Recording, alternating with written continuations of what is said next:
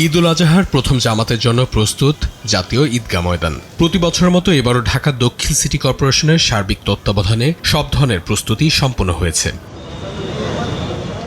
সকাল 7:30টায় জাতীয় ঈদগাহের প্রথম জামাতে অংশ নেবেন রাষ্ট্রপতি মোহাম্মদ শাহাবুদ্দিন, প্রধানমন্ত্রী তারেক রহমান, মন্ত্রিপরিষদের সদস্যরা, প্রধান বিচারপতি, কূটনৈতিক ব্যক্তিবর্গ সহ সর্বস্তরের মানুষ। এরই মধ্যে আবহাওয়া অধিদপ্তর জানিয়েছে, ঈদের দিন সকালের দিকে রাজধানীতে হালকা বৃষ্টি এবং দুপুরের পর মাঝারি ধরনের বৃষ্টিপাতের সম্ভাবনা রয়েছে।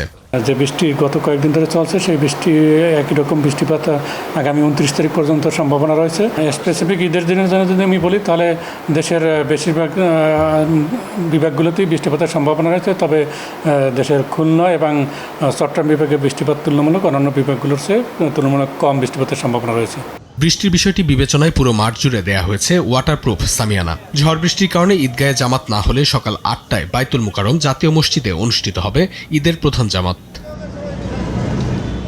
ঈদ জামাতকে ঘিরে নিশ্ছিদ্র নিরাপত্তা ব্যবস্থা জোরদার করা হয়েছে। ভিআইপি ও সাধারণ মুসল্লিদের জন্য রাখা হয়েছে পৃথক প্রবেশপথ। র্যাব জানায়, যে কোনো ধরনের অপ্রীতিকর পরিস্থিতি এড়াতে ঈদগাহ ময়দান ও আশেপাশের এলাকায় শক্ত অবস্থানে থাকবে আইন শৃঙ্খলা বাহিনী।